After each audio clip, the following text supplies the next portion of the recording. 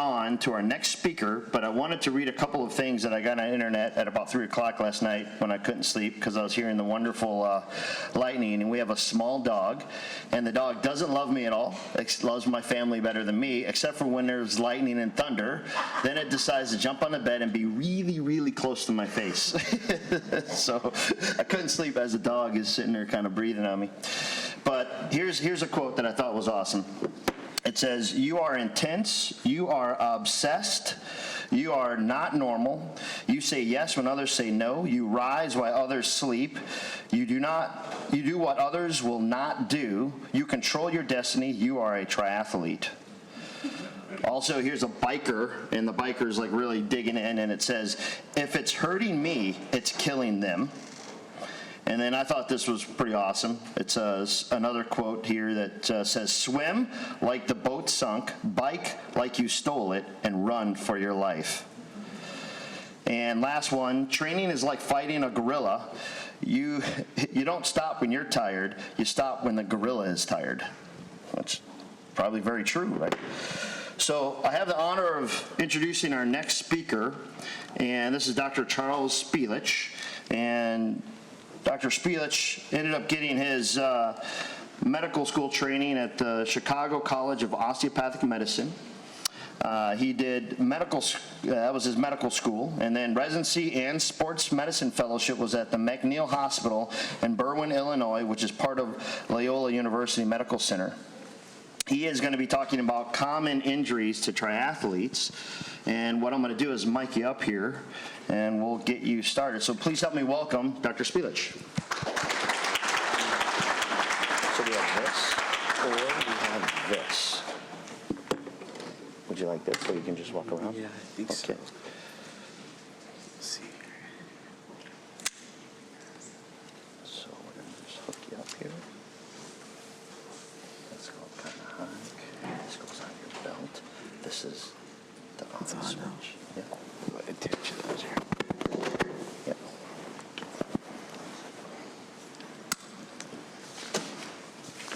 And I'll give you a 5-minute check.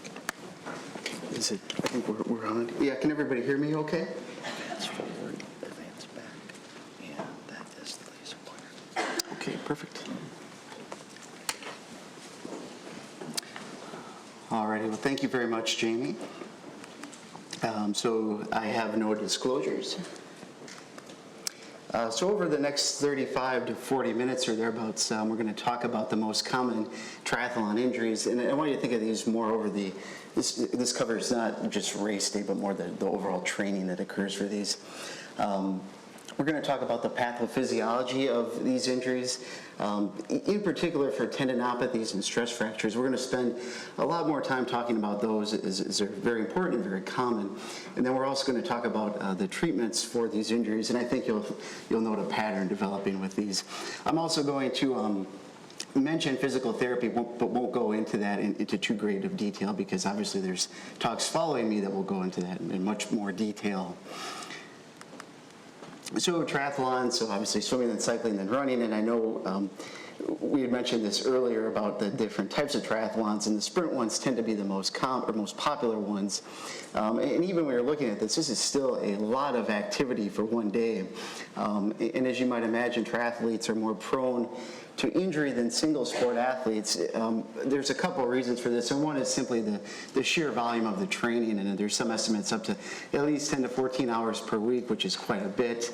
And then there's also the idea of technique and equipment issues. So the theory here is that you might have people that are generally like runners, or they're generally swimmers, and then they're going to go ahead and do the triathlon, and they might not be as adept at some of the techniques for doing those other sports, and then they're setting themselves up for injuries. And in terms of equipment, things like running shoes or even adjusting the bike seat properly, if that's not done right, it can set somebody up for injuries.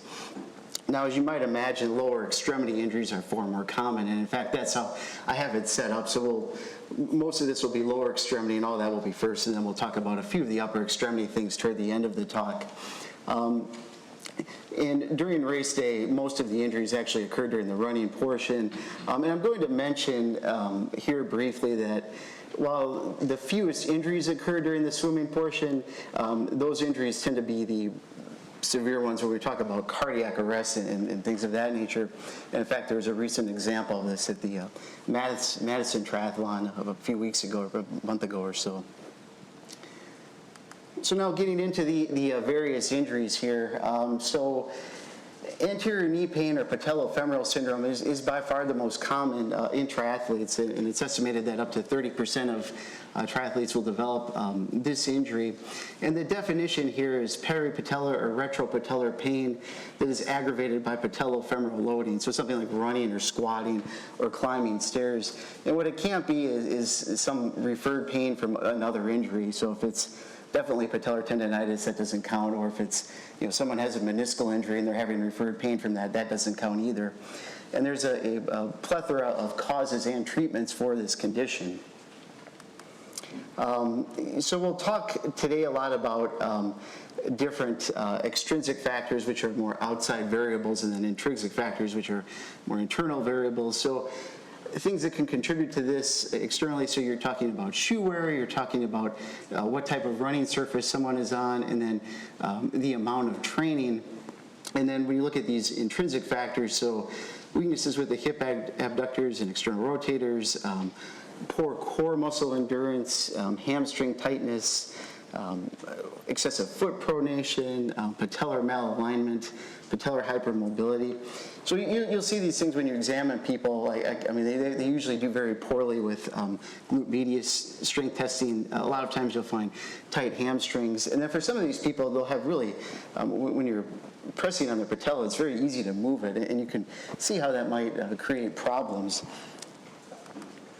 In this slide here, so it's a little bit busy, but it's just meant to show some of the different anatomic variants that can happen where it might predispose somebody to this condition. So in this first one, it's looking at the sulcus angle. So people with a shallower sulcus angle tend to be more predisposed to developing these syndromes. If you look down here, I think this one, to me, is the most striking, especially if you can see this on x-rays too. If you're looking at somebody's kneecap is more laterally displaced, you can imagine as they're moving how that might feel, and probably not very good, right? And then this one here, D, it's looking at the angle here, and people with a larger angle here tend to have more patellar tilt, once again predisposing them to this to developing symptoms. And E and F here are looking at the position of the patella in relation to the thigh bone here and the shin bones. So there's a condition called patella alta where the kneecap sits up higher, and once again, in this condition, people are more predisposed to developing pain. So the classic presentation here is someone will come in complaining of anterior knee pain, and I know most of us sports docs will usually start by asking someone to point specifically to where they're hurting to get a better idea of what they're talking about. And in this case, people are kind of like, well, it's all over here, so they can't really pinpoint it exactly. There's no definitive testing, but we go through some of these things that I mentioned a minute ago, like looking at patellar mobility, looking at hamstrings, looking at glute strength, quad strength, all these type of things. People will generally have pain with squatting. I like to have them do a single leg squat test, and usually that's fun to watch because they're wobbling all over while they do that. Imaging is not typically required. However, if somebody comes in with knee pain for any duration of time, I think most of us are going to get x-rays at least just to take a look there. And there is pretty good evidence that a multimodal approach to treatment results in the best outcomes both in the short and long term. And then also I mentioned too, so there's not, the exact etiology of what causes the pain is not clearly understood at this point, but it's believed to be some combination of patellar maltracking, so the kneecap is not moving properly, and then that leads to irritation of the synovium. So in terms of treatment here, so physical therapy to address the various deficits, whether it be strengthening or flexibility work, or probably some combination of both. There's also taping and bracing, particularly one of the offices I worked at, we had athletic trainers there that worked with us, so we would have them tape patients with patellofemoral syndrome kind of right after we evaluated them, and they would usually feel better initially.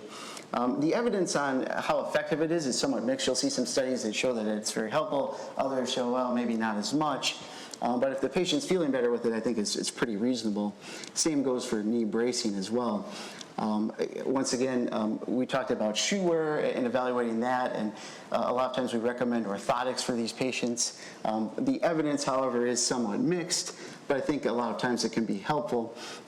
And then anti-inflammatory medications are usually used as well, particularly in the short term to help with pain. I think this is something, too, that it usually can feel pretty good about as a doctor, because people will come into you and they're very concerned that they have a very significant knee injury and that they're really concerned about it. They think they've torn their meniscus or something along those lines. And by taking their history and doing their exam, you can kind of provide some reassurance here that, I think this is something that we can work on with just conservative treatments, and they're usually pretty happy about that. With that being said, I like the idea of thinking of this kind of as a chronic issue or problem. One of the papers I was reading was talking about this. It really struck me. So people with this condition, you have to really keep up with their exercises even when the acute issue is kind of past. And when I see people back in the office with this and they're telling me that their knee's starting to hurt again, the first thing I'll ask them is, well, have you been doing your exercises? And that's usually met with silence and then like an inquisitive look, and they're like, oh, no. And then it's like, okay, well, there's a good place to start and get them back on track. Now, you'll also hear the term chondromalacia patella, and I get a lot of questions about this for people who are reading MRI reports. Family medicine docs that get this back, and they're confused about what this means. So essentially, we're talking about softening of the patella, softening of the cartilage underneath the patella. These lesions are typically located medially, as you can see here. Now, the lower grade lesions won't show up on MRI. You can kind of make this diagnosis clinically with the patellar grind test. However, the higher grade lesions, grade 3 and 4 lesions, will show up on MRI. So like I mentioned, generally, x-rays are as far as you have to go for imaging. However, if somebody's having more significant symptoms, if they're having more swelling, or they're just not getting better, certainly increasing the MRI is very reasonable. And then in certain cases, surgery is indicated to fix these lesions. So we talked about anterior knee pain there, and now we're going to go into the most common cause of lateral knee pain, which is IT band syndrome. So the IT band starts at the lateral hip and runs all the way down to Gerdy's tubercle, the lateral femoral head, and the lateral patellar retinaculum. So what happens here is the IT band slides over the lateral femoral condyle with flexion and extension, like as in running. And there's a couple of theories as to what's actually causing the pain. And one of the ideas is that it's actually from this friction itself, just with the IT band moving over the femoral condyle there. And that's what's described as the most common idea. The other one is that the band itself is okay, but that you develop a pathologic bursa inferior to that IT band, and that's what's actually causing the pain. And so, just for refresher, bursa are essentially what I tell patients, it's like a empty Ziploc bag that's greased up and allows the tendons to move over them. However, these can become irritated and inflamed as well and generate a fair amount of pain. So risk factors for this condition include IT band tightness, weakness of the knee extensors, flexors, hip abductors. Obviously, increased training accounts for this. Track running can do this too, especially if somebody just goes in the same circle over and over, doesn't switch it up. And then leg length discrepancy. So classically, this presents as a sharp burning pain on the lateral knee that will, it's towards the end of the run, it can get more progressive.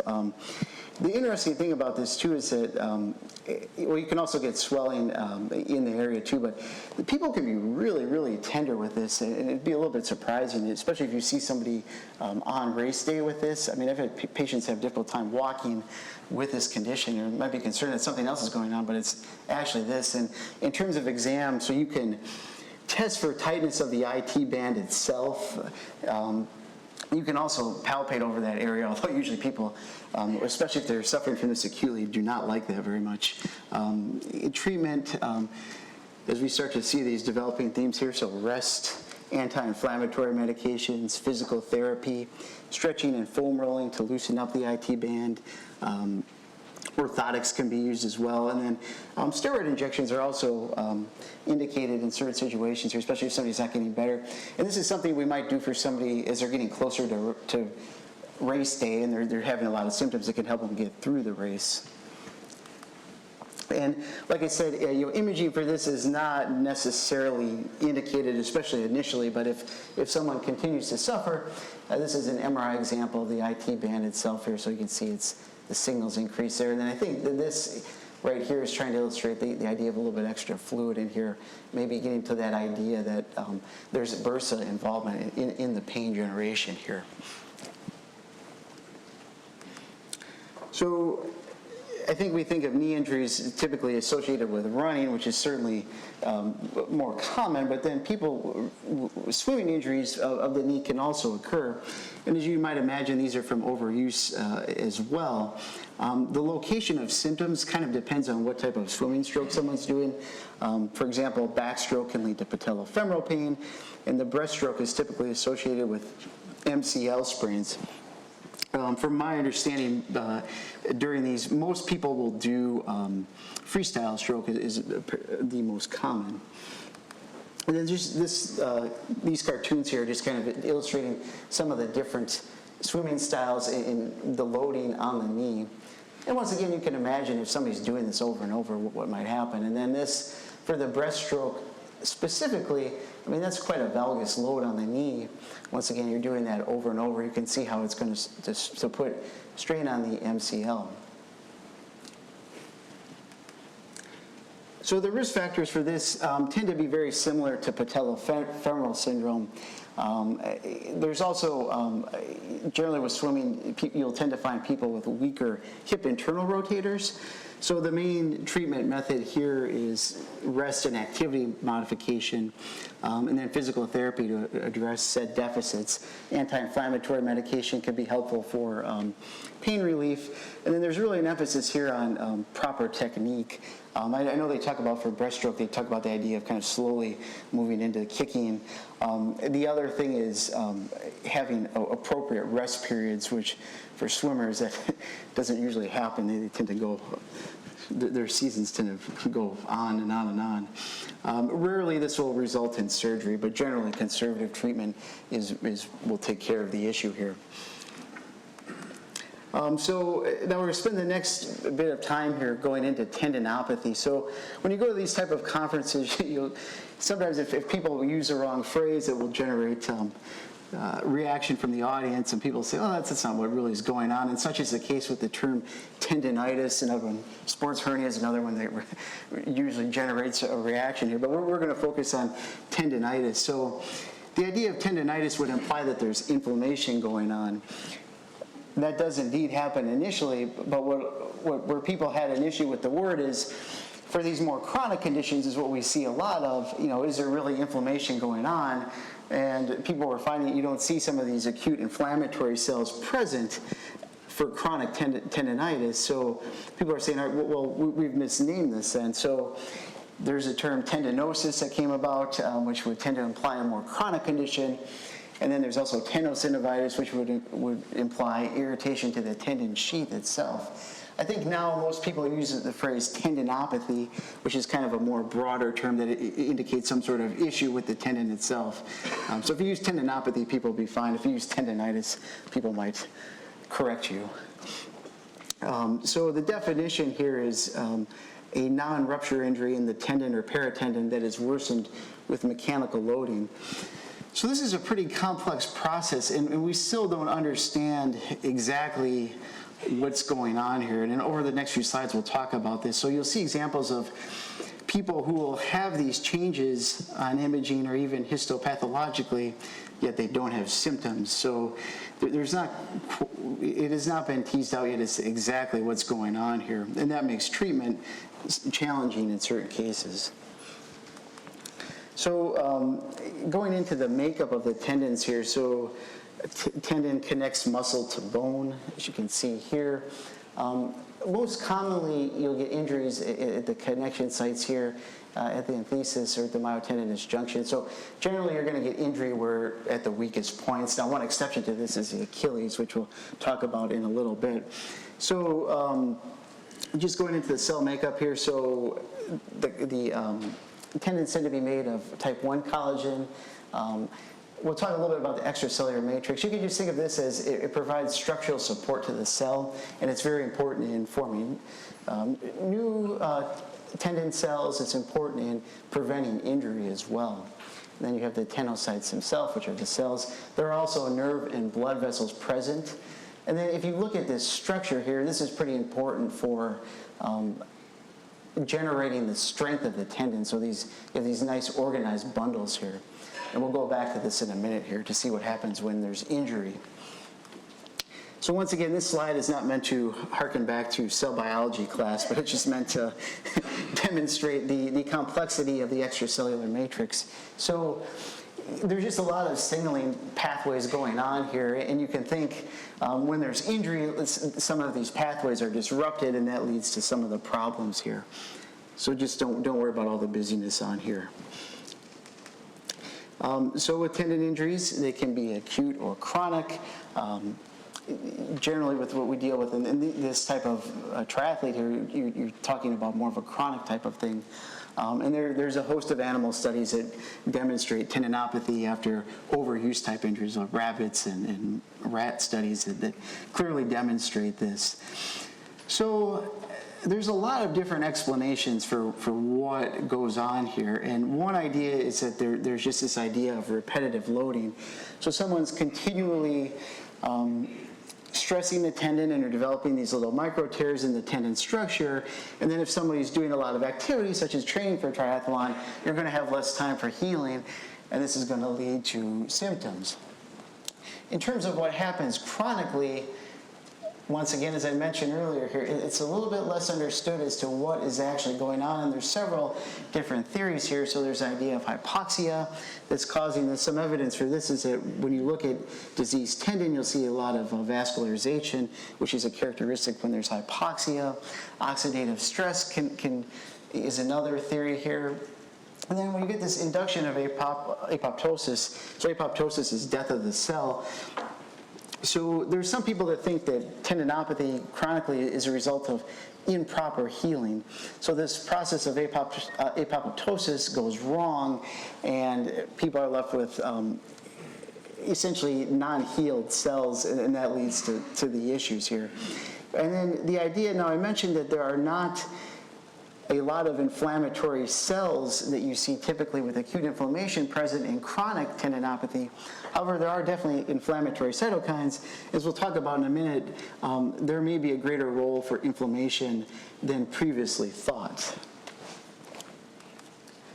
So in terms of injury, so we talked a little bit about, so compressive forces can certainly cause this. This would be the idea of excessive loading. There can also be the idea of shearing forces, like a thickened tendon that comes into contact with something. And I think of this with classic impingement with the rotator cuff, which we'll get to later. There's also this idea of stress shielding, which I think is kind of interesting. So there's the idea that if people aren't, especially as they're starting training, if they haven't been as active, these tendon cells will be a little bit more disorganized to begin with, and they will be less ready to handle increasing stress. So even if the idea of somebody's increasing their activity too much, the likelihood of injury increases. And this slide here, just to show that, so you can see that the healthy tendon can handle greater amounts of strain, and even with greater amounts of stress, even with lesser amounts of stress, that the diseased tendon just can't handle that. So that's this idea of the stress-strain curve right there. So once again, getting back to this slide here, so our nice healthy tendon bundle right there, and another example of it here. And then when you look over here with diseased tendon, you can see how disorganized it becomes. So what does this look like underneath the microscope? So even if you haven't taken histology, or even if you didn't do well in histology, myself, you can see here, so this is nice, organized, it looks very smooth. So you would think, oh, this looks pretty good. And when you look on the right here, this is just a mess. So there's cells everywhere, it's all disorganized. And that's problematic tissue right there. So risk factors, training volume, the speed or amount of loading, training errors, abrupt changes in activity, we see a lot of that.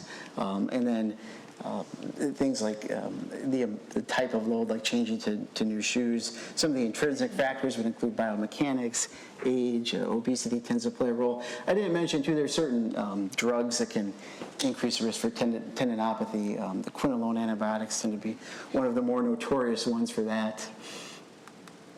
And so in general, what happens in this healing process, or what's supposed to happen, is that you will get inflammation, and this is acutely in the first day or two, and then you actually will see these inflammatory cells present. And then over the next several weeks, you will get what we call the proliferation phase. So during this time, you're going to have increasing collagen deposition. And in this case, it's going to be type 3 collagen, which is different than the type 1 collagen. So this is not as strong, but this is starting to begin the healing process. And during this time, you'll see increased vascularization, so increasing blood vessels to promote the healing process. And then over several months, you will get what's called remodeling, where this type 3 collagen will turn into the type 1 collagen, going into those nice healthy bundles that we saw earlier. Now, I mentioned at the start of this, the controversy about what's going on chronically. So this idea that it was strictly caused, that chronic tendinopathy was caused by inflammation was kind of initially dismissed. And now it's becoming more clear that there probably is something going on in terms of inflammation, even chronically. So there's a couple of recent papers here that I found pretty interesting. And once again, don't worry about all the mumbo jumbo, all those letters on there. But the main idea here is what this paper did is they looked at rotator cuff tendinopathy. So they looked at both healthy tissue and then a diseased tissue. So what they found was that the healthy cells had much less expression of some of these inflammatory markers. So after injury, these cells would express more, in this case, prostaglandins, and then their offspring would also express these cells more readily. So that's the main takeaway of that paper. Then this next paper here was looking at kind of a similar process, but with Achilles tendinopathy. So this kind of goes into a little bit into the overall healing process as well. So what goes on here, so you have your healthy cell here that gets injured, and then you try to have this process of apoptosis, which is repairing the damaged shell. So you have macrophages, which are essentially like, you can think of it as like cleaning cells. They come in and take care of the damaged tissue. These express more inflammatory markers. But then in this case here, so we have appropriate healing, and now these repaired cells don't express the inflammatory markers as much. In this case, the healing is not appropriate, or doesn't happen as we would expect, and then these cells were shown to have increased expression of these inflammatory cytokines, which are like inflammatory markers. So this is just kind of demonstrating the idea that there's probably some degree of inflammation going on even chronically. So now getting into some of these specific examples here. So Achilles tendinopathy. So the cause here is loading of the tendon, so that those compressive forces, and then possible contributors that would set somebody up to develop this would be weakness, lack of flexibility of the gastroc and soleus, lateral ankle instability. The tenderness here tends to be from the 2 to 6 centimeters from the proximal insertion site. So we mentioned a lot of these tend to occur at the junction, or at the attachment sites, but these occur away from that. And typically with pain worse in the morning and after inactivity, and then gradually it'll get worsening pain during activity. So this picture here is just showing that when someone flexes their foot, the area of pain will move. So that's one way you can differentiate true Achilles tendinopathy for some of these other things like insertional tendinopathy or retrocalcaneal bursitis. this example of ultrasound of a diseased Achilles tendon. So you can see here, this demonstrates the thickening of the tendon. And the other thing here is if you threw the Doppler on in this situation, you would get increased signal here. So there'd be a lot of red dots here. MRI example as well. You can see the tendon's kind of is an irregularity in the shape. So treatment, generally conservative, which includes rest, anti-inflammatory medications, orthotics. Here, this is big for eccentric physical therapy, which helps promote collagen cross-linking, at least that's the theory. There can be injections done. I think it's becoming more prevalent to do PRP for these, which is platelet-rich plasma, which essentially you take blood and then spin it down and then inject all these growth factors into the area. Steroid injections are done, but I would be pretty leery about it because you can increase the risk of tendon rupture. And then if it's not getting better, certainly surgery is an option. Typically, though, you give about a 6-month period of conservative treatment first. So plantar fasciitis, which isn't technically a tendinopathy, but it's in the same area, so I decided to put that next. So this band of connective tissue that originates from the calcaneus and then extends to the tendons of the forefoot. So this is due to microscopic tearing due to excessive load. So once again, these similar risk factors with excessive pronation, flat foot or high arches, and then Achilles and gastroc tightness. Classically, people have pain with the first steps in the morning. So this is just demonstrating kind of along this medial aspect here where people have pain. And then you can see a heel spur here that you'll typically see for people who have chronic issues with the plantar fascia. Once again, ultrasound imaging showing thickening of the tendon, and then this MRI showing increased signal of the area here. So treatment includes orthotics, night splinting, physical therapy, steroid injections. I will note, though, that the steroid injections are quite painful for this condition. It's not uncommon to have somebody swear at you when you do this. You can do PRP for this, and then shockwave therapy, well, with ultrasound, actually, there's some evidence that can be helpful. Surgery is an option, but it tends to not be used, it's not used initially. If it's really refractory, it can be done, but there can be issues with the surgery itself too.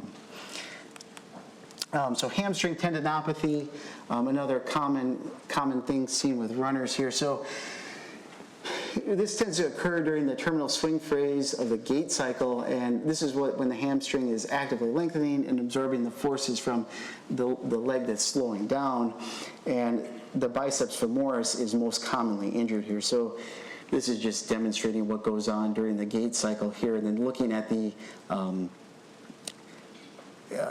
just showing the hamstring tendon or hamstring muscles itself.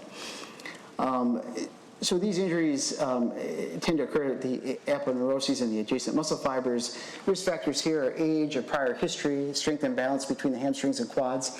The potential for re-injury is pretty high here, especially if someone's returning. So this can be a longer term injury to get somebody back into sport. And then just an MRI example here, so you see increased signal. You can also develop proximal hamstring tendinopathy, which by the ischial tuberosity. So this, whereas an acute hamstring strain usually is like someone will run and then stop acutely, this tends to be more of a gradual onset, and treatment for this tends to be rest, eccentric exercises. PRP can be used as well. So now here, I'm starting to run up against it here, but I think we're doing okay. So stress fractures is the other big thing here. So the other main topic I wanted to go into in terms of the pathophysiology. So stress fractures are overuse injuries, and what happens here is you're getting repetitive strain, and this leads to fatigue of the bone and then these microarchitectural discontinuities. So what happens here is you have the osteocytes are the main cells, and these control the osteoblasts, which are bone-forming cells, and the osteoclasts, which are bone-resorbing cells. And so what happens here is when you're sensing biomechanical stress, these osteocytes will signal for growth factors to stimulate the osteoblasts to form more bone. But when you're having repetitive strain, it can impair these signaling mechanisms. So this process isn't working like it should. And this repetitive overloading of the bone will lead to micro damage. And then if you're getting more damage than new bone formation, eventually this is going to lead to a fracture.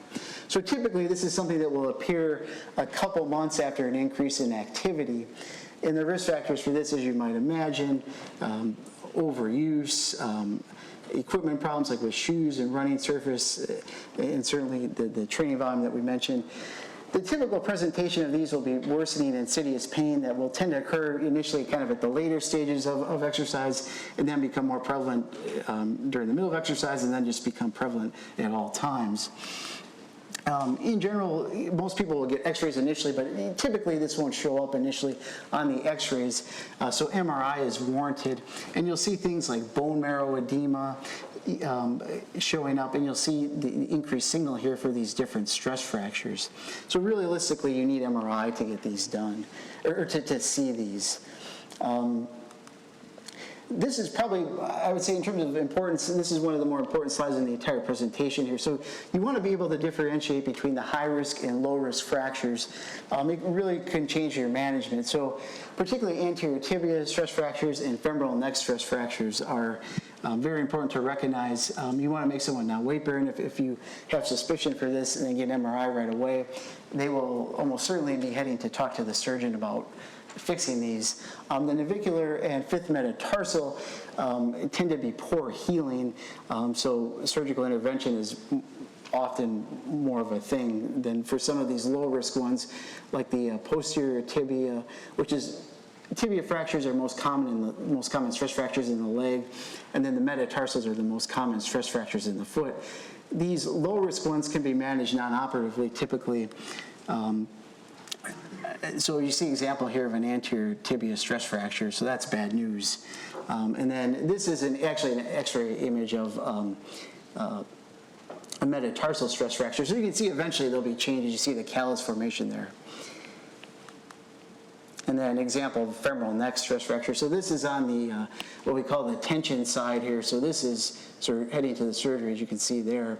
On the compression side, these can actually be managed non-operatively. So, like we mentioned, activity modification, a period of rest, cross-training, ultrasound stim can be helpful, and then the high-risk ones are going to surgery. Now, people can do, in terms of the workup here, I think most people will get some basic labs, looking at calcium level, looking at vitamin D level. We also want to do a nutritional evaluation, and I know we mentioned in the previous talk the idea of an energy imbalance, and this is pretty important. So if people are not taking in enough calories for their activity level, this can predispose them to developing these stress fractures.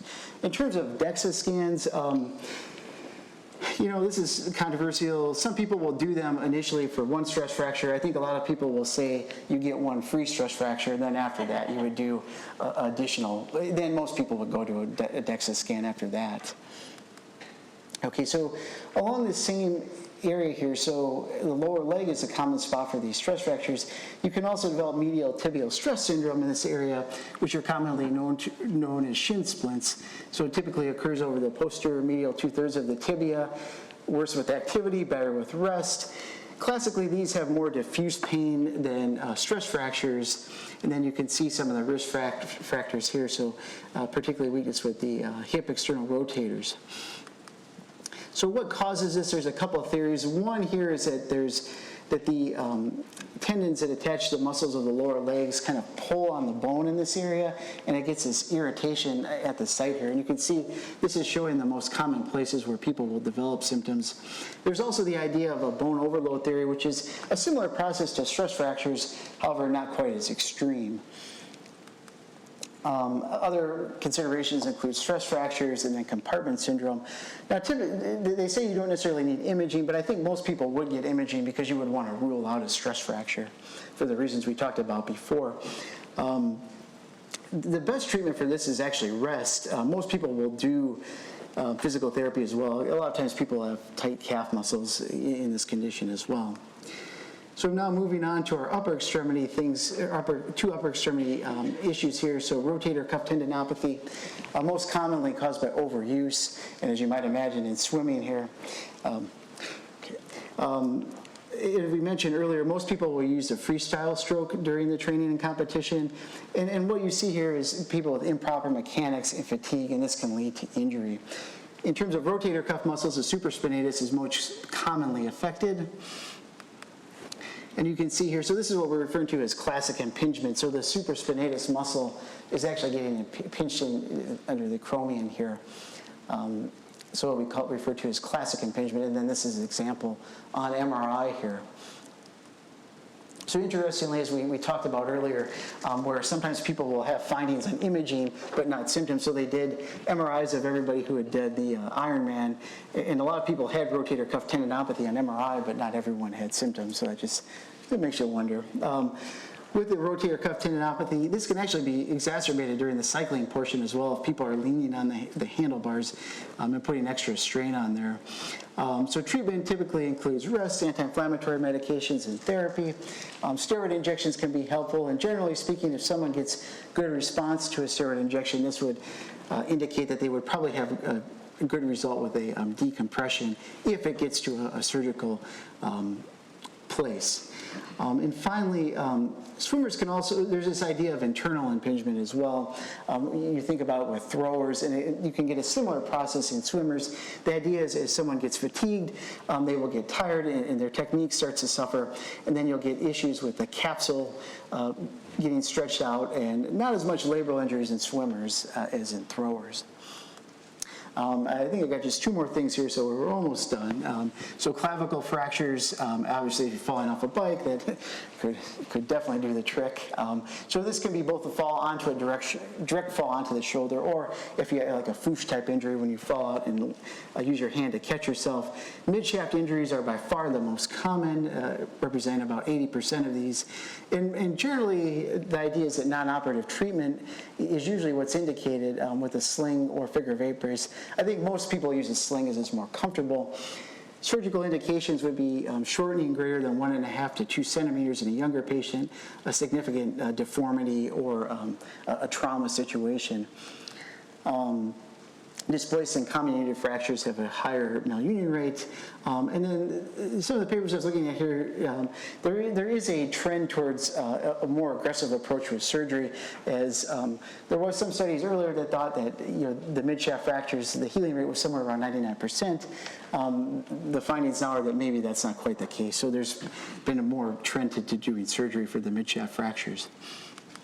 And then finally, the only non-musculoskeletal thing in the lecture here, and certainly on race day, this is probably what you see most commonly if you're working one of these races, but blisters. So this is friction between the skin and between the surface of the skin layers, and it leads to breakdown of the skin. So the most common sites are the tips of the toes and balls of feet and the heel. And the key to these are prevention, so making sure people have the proper shoe wear. Usually we say about 300 miles for shoes, and then they need to be switched out. Making sure people are wearing absorbent socks. There's the idea of using antiperspirants, particularly for those who sweat a lot on their feet. It's proven to be effective, but then also some people have irritation to the skin, so you have to weigh that factor. Just generally, training should harden the skin up, and then taping high-risk areas is also important. Generally, especially during the races, I mean, most time you just throw a bandage on here, but you can also drain them. You just want to use a septic technique. Make sure you prevent infection. And that's it, yeah, so I think you did pretty good on time there. So. All right, thank you, guys. Thank you very much, Dr. Spelich.